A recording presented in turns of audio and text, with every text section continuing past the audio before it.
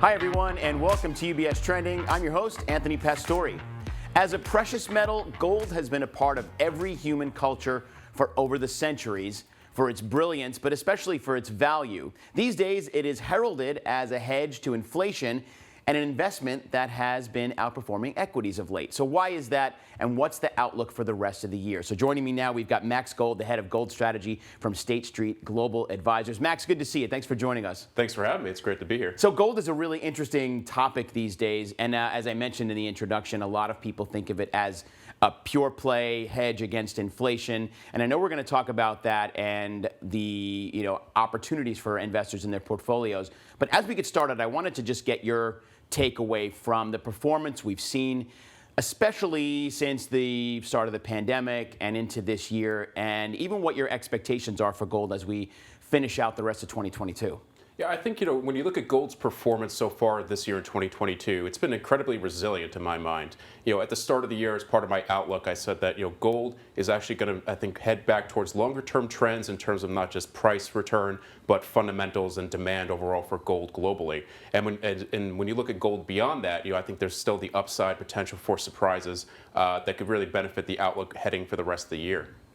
And really, when you look at, beyond that, gold, I do think, has a lot of strength, in the first quarter. The second quarter for this year has been a little bit challenging, but the headwinds that we've seen emerge in the second quarter have been primarily dollar strength, the Fed increasing its interest rates, as well as overall fundamental demand led by Chinese lockdowns has sort of stymied demand for gold, particularly in jewelry demand for the metal. Right. I mean, you look at those charts that we just pulled up, especially the 20-year chart. I mean, gold is an incredible performer, and it's very resilient. But it is often called an inflation hedge. I mean, we hear that all the time. I think investors think that way as well. First of all, why is this, and what is the relationship between gold and inflation, especially as we're talking about this right now with 9.1% inflation? People are really interested in how to protect themselves. Yeah, I think when you look at gold and its relationship to inflation, a lot of people tend to think of it as a pure inflation hedge. And really, the relationship between inflation and gold is much more nuanced. Historically, gold is, in my mind, viewed much more as a store of value. It's really great at preserving wealth against, yes, price fluctuations over time, but there are assets out there that are much more price sensitive to consumer inflation and other price indices such as CPI. And overall, gold has been resilient as we've seen inflation hit a 40-year high this year.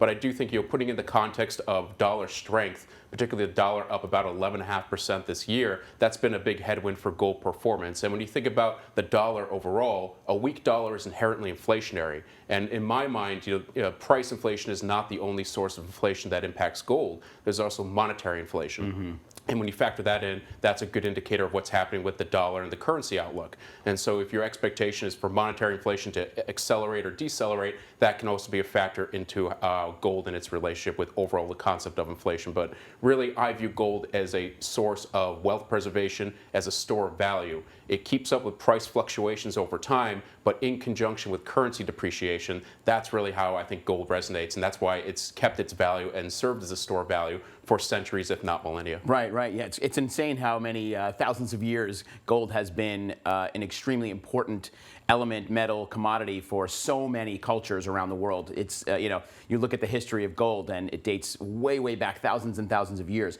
But back to here, obviously the concerns of a U.S. recession are prevalent.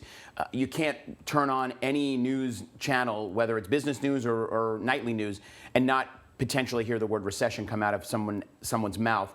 So people are certainly concerned. But thinking about gold, how does it typically perform during periods of recession? You look back at the most recent one that we had back in 2008 and 2009, which of course was significant.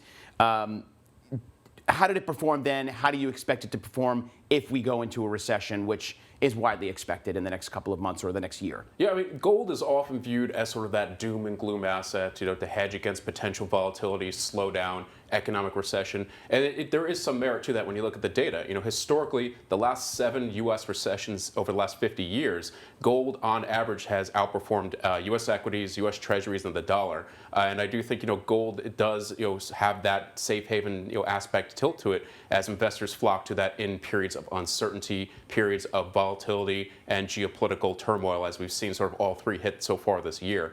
But broadly speaking, when you look at gold over the last three recessions, that includes the 2002 recession following the dot-com burst, the 2007-2008 recession, and actually 2020 we had a very brief recession if you look at GDP data. And over that period, gold has on average provided positive return during those three periods of recession since 2000. And on top of that, when you look at its comparative outperformance, it's outperformed, again, those key assets of equities, fixed income treasuries, and currencies, particularly the dollar. So I do think that if there are investors out there that are concerned about the risk of recession heading into later this year or early next year, again, I think gold provides a lot of value and potential diversification to portfolios as a potential offset against those risks. Yeah, and that's a really good point. And of course, we always recommend that anybody watching speaks with their financial advisor because everybody's situation is different. But when you think about the context of a diversified portfolio, how should gold play a role in there? And is there an optimal allocation, in your opinion, to gold? Yeah, I get this question a lot, and really, what is the optimal allocation that investors should hold for gold in terms of their exposure? And really, in my mind, gold is first and foremost a strategic asset. It does provide a significant diversification benefit. It's an uncorrelated asset, particularly to stocks, bonds, and other alternatives out there. And I do think it really is an asset that's very distinct, its own unique asset class. And when you throw that into the mix of a portfolio, I do think that gold's efficient source of diversification helps reduce portfolio volatility, improve risk taking for your portfolio, and potentially improves overall portfolio returns over time. And really, when you think about the optimal allocation, it really depends on other factors as well as risk profile, time horizon, other investment constraints. But for a 60-40 moderate portfolio, I tend to say anywhere from that 4 to 6% range is an optimal starting point for a strategic long-term position of gold, because that's really where you get an area to improve your overall portfolio risk taking and really benefit from gold's unique exposures, its unique factors. Really how I frame gold as its primary purpose, its utility in a portfolio, is that of a risk management tool. I don't really have it in the portfolio to drive returns, which tends to be a focus for a lot of investors, shorter term, more tactically.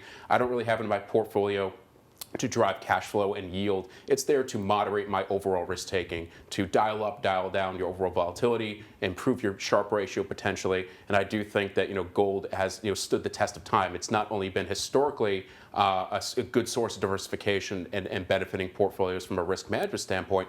It persists over time in every event that we've seen. 2008, 2020, it still maintains that low correlation, that risk management benefit as a diversifying asset, which may not be the case for a lot of other alternatives out there. Right, and as you mentioned at the top, it has seen relative outperformance in 2022 versus stocks and bonds en masse in general. So, there's something to be said for that. So thanks, Max. Before I let you go, big question. I'm sure you get this every single time you're in front of a client or in front of an advisor. Gold, your last name, gold, the commodity, which you cover as a strategist for the last 10 years. Did you change your name, or did it just draw you to covering gold as your career? It was just very serendipitous, but at the end of the day, it's good branding, right? So why not? That's right. So when Max Gold comes, he talks about gold. Thanks, Max. It was really good to have you here. Absolutely great. Please come back and join us again. This is a really compelling story and one that is really interesting to talk about, especially as we are expecting some volatile markets for the next few months, maybe into next year, depending on what the Fed does, depending on how markets perform. So good to have you. Join us again. Absolutely. Thank you. Great. Max Gold, head of gold strategy over at State Street Global Advisors. Terrific partners to those of us here at UBS. And for more information and access to lots of UBS content, you can visit our website at ubs.com/views. And make sure to follow us on social media. We're on Facebook, Instagram, Twitter. Plus, you can check out all of our past UBS Trending episodes on demand on our website, which you have right there on your screen, as well as the UBS channel on YouTube. And as always, if you have any questions about your portfolio, make sure to speak with your financial advisor. Until next time, I'm Anthony Pastore. Have a great day, everybody, and remember to keep your eyes on what's trending. We'll see you soon.